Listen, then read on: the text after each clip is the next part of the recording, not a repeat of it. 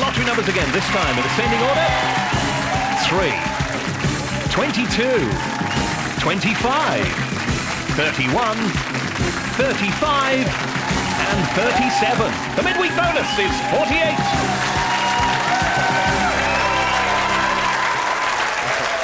Thank you, Alan. Thank you very much indeed. I hope it was lucky for you tonight. We'll see you again next week. Night-night. Bye-bye.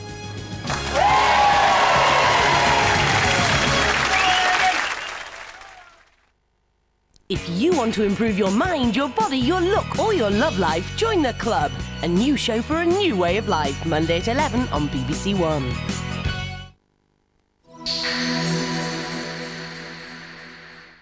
He says he was a small boy in a Nazi death camp. What they did to me, they did to many children.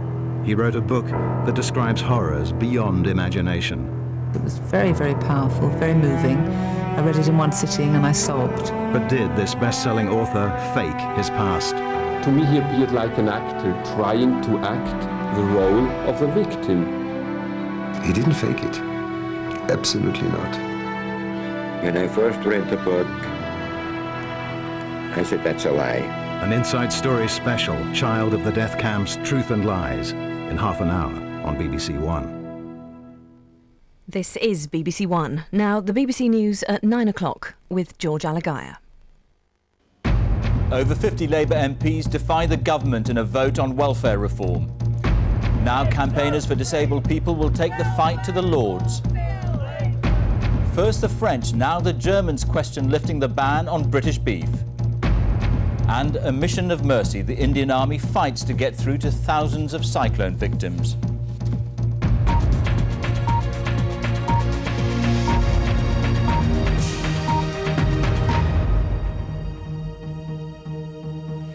Good evening. Over 50 Labour backbenchers have rejected parts of the government bill on welfare reform and voted with the Tories tonight.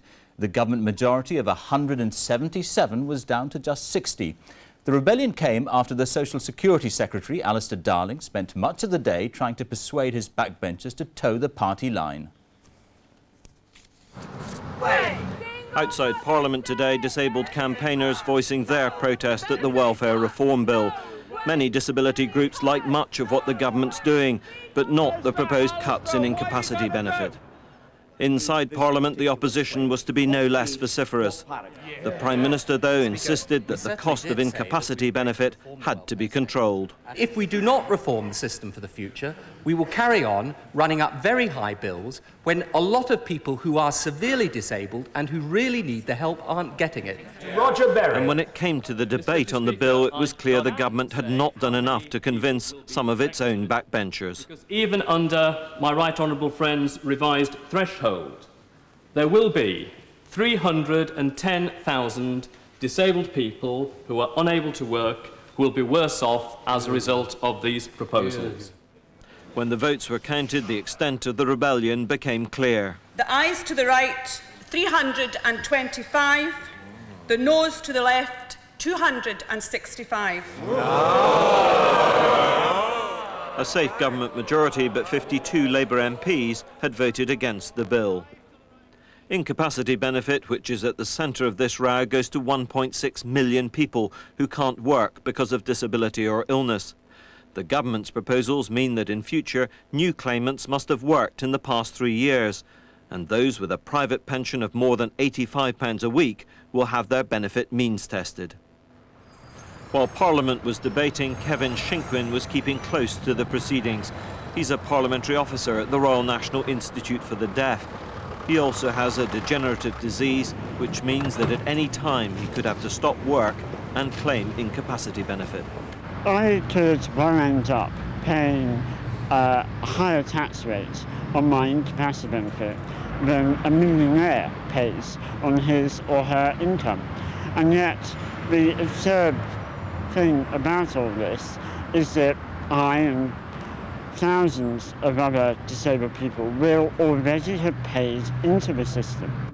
Attention will now turn to the Lords, where the government's strongest critic will reintroduce his amendments tomorrow. They've already defeated the government on this legislation. If he has his way, their lordships will do so again. So far as I am concerned, I'm intending to table exactly the same amendments as last time, and I believe that the government's bill will be again defeated in the House of Lords. The government may not be beaten, but it has been bruised by tonight's vote. And unless ministers are prepared to make further concessions, this flagship bill could still be defeated in the Lords. With the parliamentary session ending next week, time is running out for this key measure of welfare reform. Neil Dixon, BBC News, Westminster. And our political correspondent, John Pienaar, is at Westminster now. John, Alistair Darling's been putting a brave face on it, but this is a pretty embarrassing rebellion, isn't it? Yes, Alistair Darling saying he's glad that he managed to win over at least some of the rebels. I suppose he had to say that, but the fact is this was still a significant and a largely embarrassing rebellion in the House of Commons, and certainly strong enough to give the dissidents in the House of Lords the stomach to carry on the fight. Now, I've been speaking to ministers and dissidents in both houses, and no one, I think, will be too surprised when this bill gets back to the House of Lords early next week if the government's plans, concessions and all, are blocked there, at least at that time of asking. John, if you're right about what might happen in the House of Lords, does that mean the bill is actually doomed? Not necessarily. I think we can perhaps look forward to a fascinating constitutional tug-of-war between the elected and the unelected chamber, but that won't be the end of the matter. Remember, the government still has a very powerful shot left in its locker. It's in the process of removing the hereditary peers, and some 92 of them have been given the chance to hang on. Now, the threat has been uttered private and it's hanging in the air that if this bill is scuppered, then those hereditary peers, given that chance to hang on, could be turfed out of the door. And that will prey heavily, I think, on many Tory peers' minds. So, a test of will, I think, on both sides, but there will still be a good deal of smart money on the government getting its way in the end. John, and briefly, let's assume that the government does lose the bill, then what happens? Well, then there's a reserve power under the Parliament Act for the House of Commons to get its way against the will of the unelected chamber. That, though, does involve some delay, would have to come back in the following session of Parliament, which starts on November the 17th, and with that power, it could be railroaded through the House of Peers. But it would be quite an important delay. John Pienaar, thank you. Relief workers in India are warning of epidemics, malnutrition and civil disorder unless more aid gets through to the areas worst affected by last Friday's cyclone. It's still not known how many people died in the disaster, but millions have been made homeless. Many coastal areas in the eastern state of Orissa are still only accessible by boat or air. From the port city of Paddington, our correspondent Mike Woolbridge has sent this report. The first food aid is in Paradip port, brought in by the Navy and now being unloaded. It looked as if the looting experienced elsewhere could extend to the port, so the food, for the time being, is all going straight onto helicopters and out to some of the most inaccessible communities. We put down in the village of Ramchandrapur, cut off like so many others for the past 5 days. The first sight of food rations produced a desperate scramble. The communities on the receiving end of these helicopter sorties have been targeted as the most effective, and it's all too clear that they are. These airdrops can keep the most hungry going for some time, but the rest depends on how quickly and effectively these people can be reached from the ground. The vast quantities of stagnant and often polluted water inland from the coast are emerging as a major health hazard, as well as making it extremely difficult to get relief through to many thousands of traumatized people. The devastation in one village after another is yet more evidence of the exceptional ferocity of this cyclone and of the kind of death toll that could eventually be revealed. Everyone has drowned and there's nothing to eat, says this woman. In this Paradip temple, the Navy are running an emergency medical centre. Today they were seeing twice as many people as 2 days ago, many of them dehydrated children. Doctors are alarmed. Lots of dead bodies, humans as well as animal carcasses floating around, which are all posing a major health hazard. Drinking water being the major affected area. The medical workers warn that outbreaks of cholera and malaria could follow in days if the relief efforts do not match up to the war footing promised. They are still counting the dead, but the present concern is for the survivors. Mike Woolbridge, BBC News, Paradip, Orissa. Germany has said tonight it wants to reopen talks about the safety of British beef. The country's farm minister said there were still consumer fears that needed to be allayed. Earlier, European Food Safety Commissioner David Byrne set a 10-day deadline for France and Britain to resolve their difficulties. Germany appeared to side with France today, with both governments still refusing to lift the ban on British beef. The German Agriculture Minister, Karl-Heinz Funke, insisted that consumers' fears had to be properly dealt with. In Brussels, the European Commission made clear that the fresh round of talks involving British and French officials should be completed by the end of next week. The Commission dismissed suggestions that the British side had caved in. The position that was adopted last night was the intelligent, rational, reasonable approach to adopt to this situation, and in my view is far from a cave-in. I believe that, and I hope that my judgment in this will prove to be right, and that within the next 10 days or so we will have a final resolution to this particular problem. Last night, the Agriculture Minister, Nick Brown, agreed with his French counterpart that there should be further discussions on the details of the beef export scheme. Officials will examine 5 key points: how cattle are traced, how they're tested for BSE, the safety of products derived from beef, the labelling of beef products, and the way the whole system is controlled. It's a genuine desire on my part to respond to the points that the French have raised with us, and it is on the French behalf a genuine desire to find a speedy way forward on this issue and to get a permanent resolution. Mr. Brown patrolled the broadcasting studios to answer criticism that he'd fallen for French delaying tactics. Getting their support was vital, he argued, if the beef market in Europe was going to be opened up. And Tory criticism tonight was more muted. I have to say that the assurances are still some way short of watertight, so let's keep our fingers crossed, but I still think it needs vigilance on the part of the British government. The long-suffering British beef farmers expressed their annoyance at the continuing delay. The Farmers' Union argued that the anti-BSE rules had been operating for several years. Clarification shouldn't be necessary. What we want is this whole ridiculous fiasco solved as fast as possible, within days. After all the criticism sparked off by reports last night of a climb down in Brussels, the government did manage to make its case more effectively today. But there's still a question mark over the long-term future of the Agriculture Minister, Nick Brown. And his position could become far more difficult if this issue isn't resolved by the end of next week.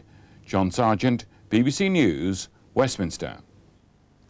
The French Agriculture Minister has told BBC News he wants to see the ban on British beef lifted as soon as possible, but not at any price. Earlier, Jean Glavenet told Cabinet colleagues in Paris it was too early to get excited about the chances of a compromise deal to end the long-running dispute. Into the lion's den for Britain's ambassador to France as he went to the National Assembly today to plead for the safety of British beef. So, would he persuade the deputies? I'll do my best to convince them. I think it's a good message. The arguments are right, and I'm sure that they will listen carefully, and I hope they'll be convinced. But in the French Parliament, all talk of timetables on lifting the ban are being resisted while discussion is taking place on these 5 key points. The Agriculture Minister spoke to the BBC this afternoon and denied that last night's concessions in Brussels amounted to a French victory. Je considère que c'était une sottise de dire I think it was silly to say victory for Britain last Friday. I think it was silly to say yesterday victory for France. I don't think this is about victory or defeat, or about saving face, or hiding this or that. It's about finding a reasonable solution in terms of public health. That's what it's about. But Minister, the question that everyone in Britain is asking is, do you think the embargo will be lifted in the next few days? Dès que possible, la France n'a pas voulu cette crise, elle ne se complaît pas dans cette crise. As soon as possible. France did not want this crisis and doesn't take pleasure in it, and it wants out as soon as possible, but not at the price of public health. So we must find extra measures, reinforcements of the system. From the politicians to the scientists, they'll now be asked for their advice. But some on the French Food Safety Agency, whose bleak assessment on the safety of British beef led to the present crisis, are still unconvinced. We must wait for 2 years more because we know that the measures was beginning in '96. The incubation time for BSE is 5 years, and we must wait 2 years more. There are very few signs of an imminent breakthrough in this dispute. It may well end in the next few days as the British government hopes. But in Paris today, nothing has been said that could assure the British of that. John Sopel, BBC News, Paris. President Yeltsin has cut short a holiday to have talks with Russia's Prime Minister Vladimir Putin on the deepening crisis in Chechnya. Tens of thousands of refugees hoping to cross the border with Ingushetia remain trapped at the frontier despite Russian promises to let them through. Our correspondent Andrew Harding reports from the border. Relentless and indiscriminate, Russia's massive military offensive continues. The Kremlin insists it is winning this war, wiping out terrorist bases, seizing weapons and tightening its noose around the Chechen capital, Grozny. Russian generals are now talking confidently about occupying the entire republic, but at what price? Reliable information from inside Chechnya is hard to come by. Few journalists have been able to cross the Russian lines, but the stories which are now trickling out are grim. At the Chechen border, huge crowds gather every day, waiting for news of relatives trapped in the war zone. Inexplicably, Russian troops are still refusing to allow refugees out of the republic. Today, another handful managed to talk their way through, weak with hunger and exhaustion. After waiting for 10 days at the border, this woman was finally allowed out. A relative said there were dozens more in her condition still stuck in Chechnya, without shelter, food or medicine. What Russia calls a just war against terrorism is turning into something much, much uglier. While tension here on the border continues to escalate, so does the misery inside Chechnya. There's now growing evidence to suggest that tens of thousands of civilians are trapped in the capital, Grozny. The old, the poor, those simply too frightened to run the Russian gauntlet. Andrew Harding, BBC News on the Chechen border. Another victim of the Paddington rail crash has died. Suniha, who was 25 and from London, suffered 70% burns in the accident last month. Her death brings the total number of those who died in the train crash to 31. 4 others are still recovering in a specialist burns unit. The man in charge of reviewing the Good Friday Agreement, George Mitchell, has told Tony Blair he's convinced the parties are sincere in wanting to move ahead with the process. He told the Prime Minister he wanted to complete his work as soon as possible. The inquiry into heart surgery at Bristol Royal Infirmary has revealed that twice as many children died after operations there than at any other specialist centre in England. 3 doctors at the hospital have already been struck off or sacked after it emerged they'd continued to operate despite the high death rates.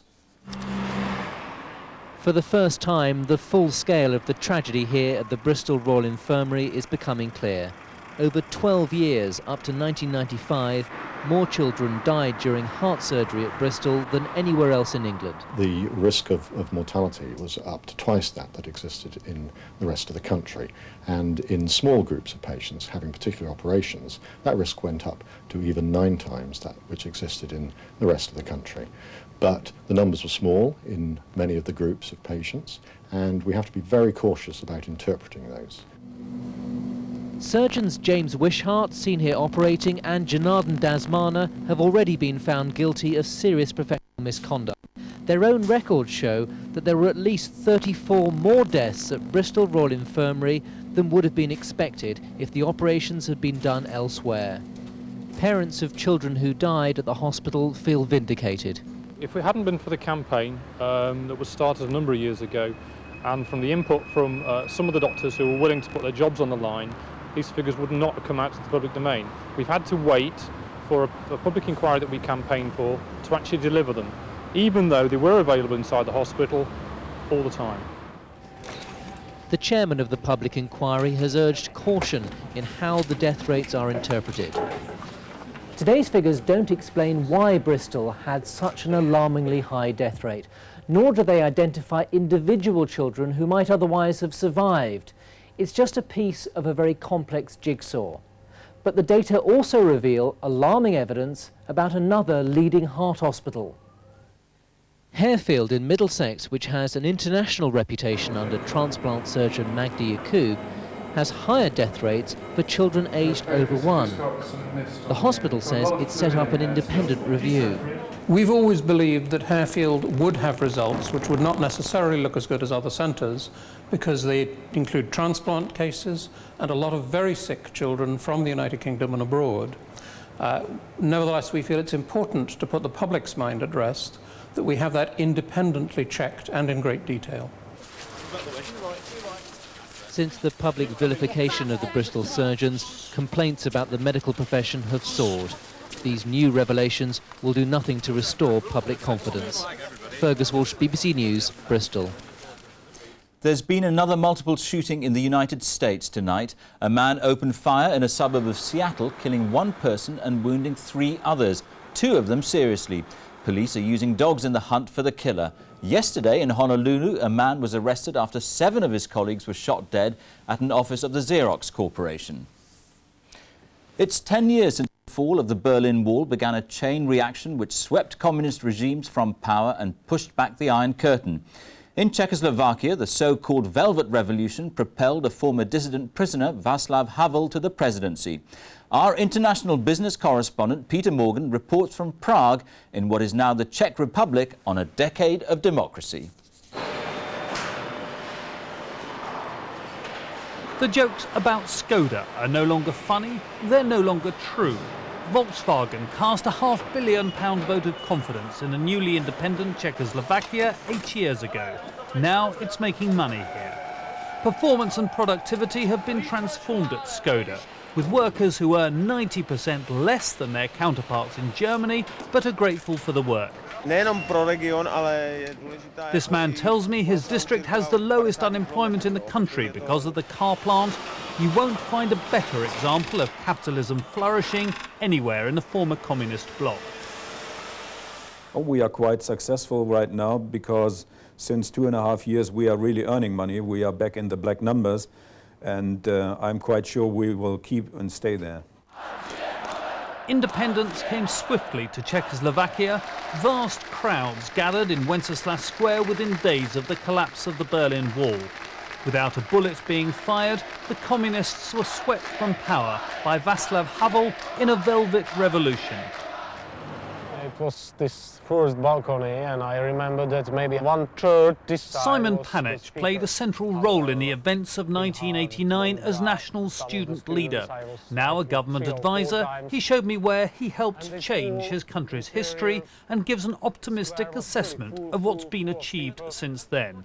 Before, you can't read what you want, you can't choose your studies, you can't travel, you can't listen what you want. Everything was under the control of police or secret police. And now I think we are living in a very nice place and we have good chances for future. But the Czech story is not quite as perfect as it's often painted.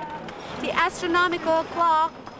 Prague may sparkle for the tourists in the early winter sunshine, but the European Union has severely criticised a sharp slowdown in the pace of economic reform and the treatment of racial minorities here. The Czech Republic is aiming for full EU membership early in the next century. Peter Pithart, a former Prime Minister and senior senator, acknowledges mistakes have been made and hopes the European Union's harsh criticism will increase the government's will to reform. Mají pravdu.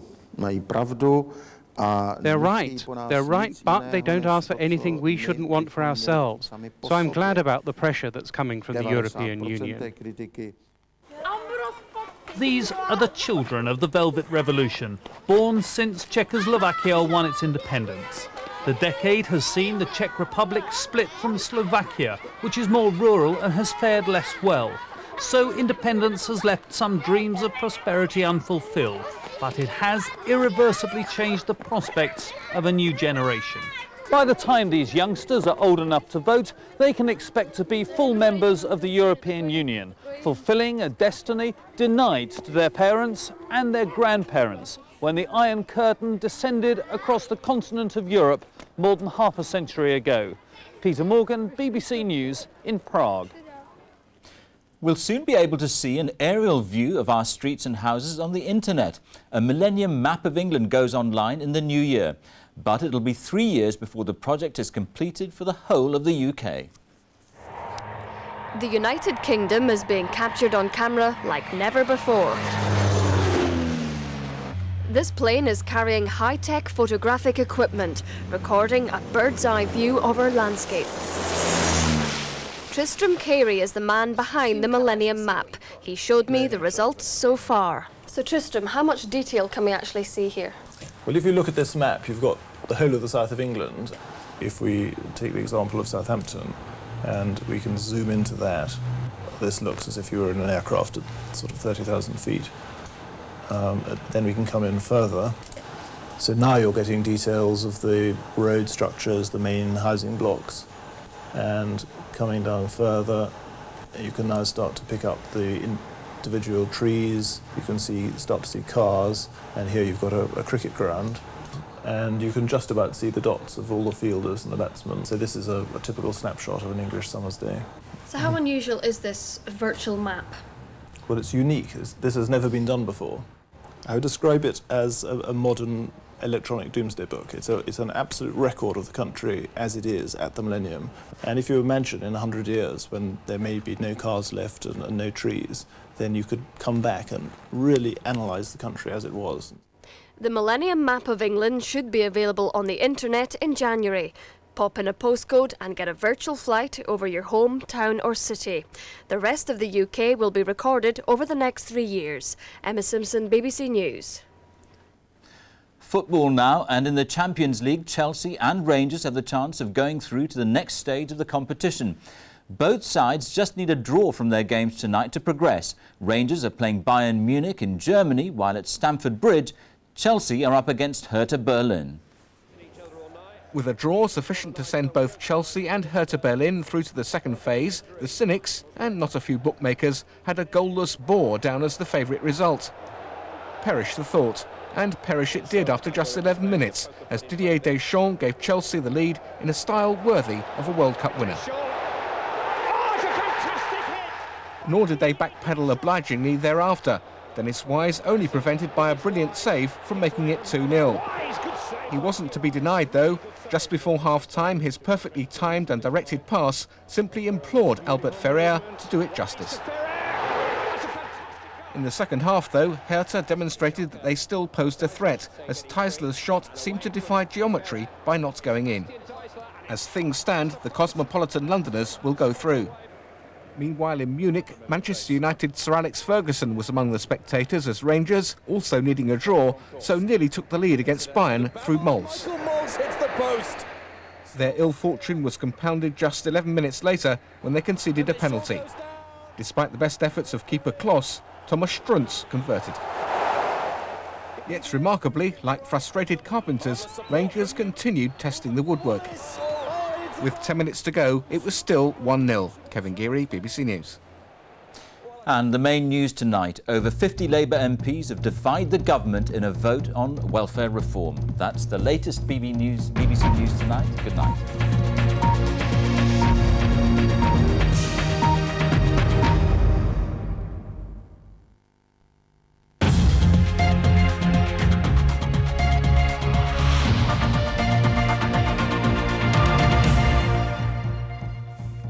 Good evening to you. The main stories in the southeast.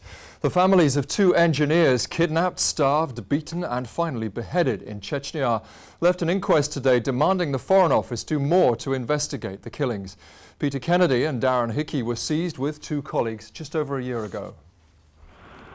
Relatives of the dead men left the court too upset to talk.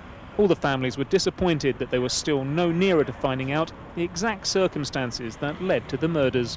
Darren Hickey from Thames Ditton, along with Peter Kennedy from Kent, Rudy Pesci from Devon and Stan Shaw, a New Zealander living in Surrey, had travelled to the war-torn Republic to work on installing a cellular phone network. On October the 3rd last year, an armed gang stormed their rented house. Just over 2 months later, on the 8th of December, their severed heads were found by a roadside in Chechnya. 3 of the families have confirmed they're considering legal action against Grainger Telecom. Paul Curran, Newsroom South East at Westminster Coroner's Court. Michael Portillo has spent the day meeting supporters, launching his bid to secure the safe seat of Kensington and Chelsea for the Tories. Last night, the former Defence Secretary was celebrating his overwhelming backing from the constituency party. Today, from gay campaigners, he got a taste of what the next 3 weeks might bring. I've just come to ask Mr. Portillo a question. 9 candidates have so far said they'll stand in the by-election on November the 25th. It's been caused by the death of Alan Clark, who held it for the Conservatives with a majority of more than 9,000 at the last election.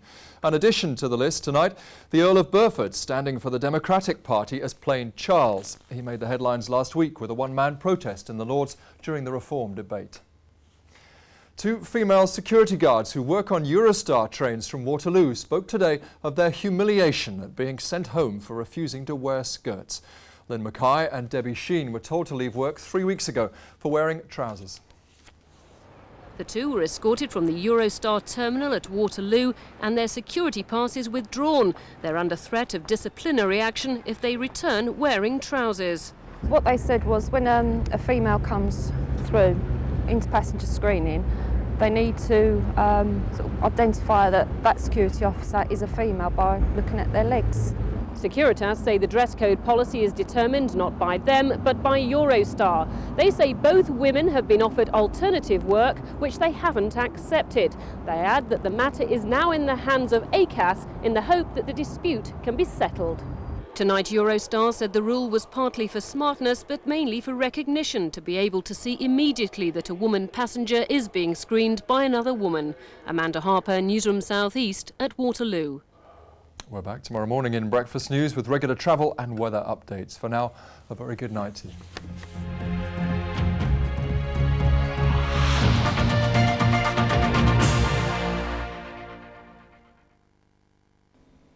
Good evening. A spell of very wet weather for us all, I think, in the next couple of days as this frontal system here eventually moves over from the west. That rain's going to get into Scotland and Northern Ireland tonight, northern parts of England and Wales tomorrow. Then it hiccups for a while, and then eventually it's going to come down to the southeast to spoil some of those bonfire parties on Friday. So we have a warning of some heavy rain and gales for western Scotland, the Highlands, the northwest of England, North Wales and Northern Ireland, both later tonight and through tomorrow, and there could well be some flooding. In fact, that rain's already beginning to pack in to the far northwest of Scotland, and that'll be coming southeastwards during the rest of the night. Perhaps to begin with, not very much in eastern Scotland or the southeastern corner of Northern Ireland, but some very wet weather indeed setting in for that western part of Scotland. Further south, with well-broken cloud and lighter winds, it'll be chilly, and there could well be 1 or 2 mist and fog patches at the end of the night as well. But those aren't going to last very long tomorrow.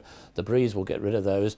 And then for the Midlands and southeastern parts of England, East Anglia too, it should be a dry and fairly bright day. The best of the sunshine at first. Very wet indeed though through Northern Ireland and much of Scotland, windy with it, and some heavy rain in the west there of Scotland. And as the day wears on, so that rain will push down into northern parts of England and Wales as well.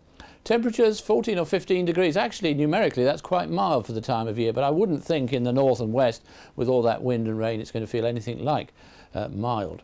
And then on Friday, that rain continues to slowly but surely come down towards the southeast of the country. Once it arrives in the southeastern corner, it'll linger, I think, well into the night.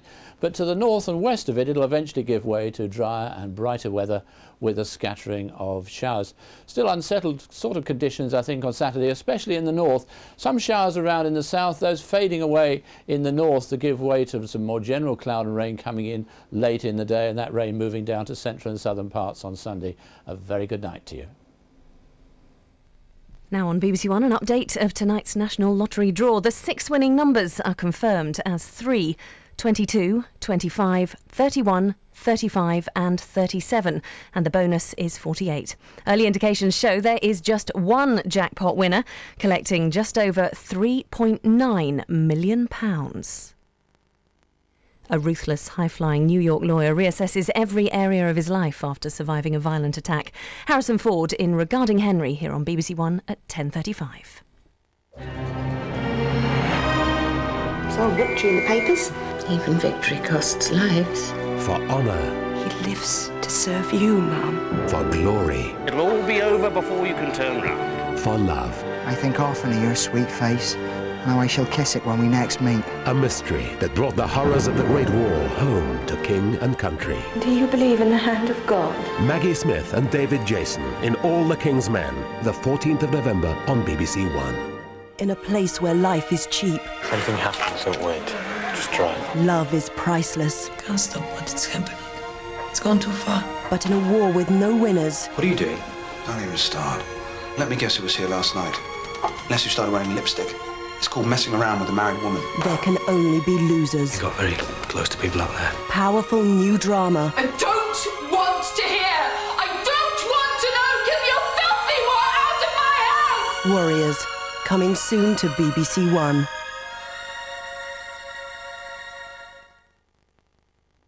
Personal testimonies. I remember thinking to myself, this is fun. This is war. Heartbreaking memories. I thought, well, I don't know, I'm probably going to die. Unique lives. I did think, I wonder what's going to happen to us all. Finest Hour. Coming soon to BBC One.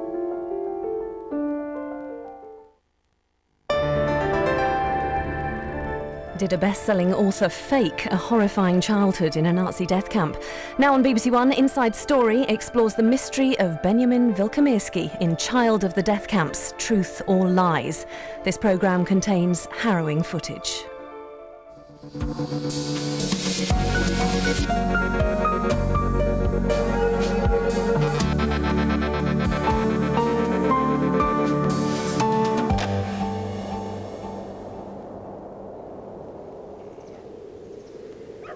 I had to read the book slowly, taking silent walks between chapters.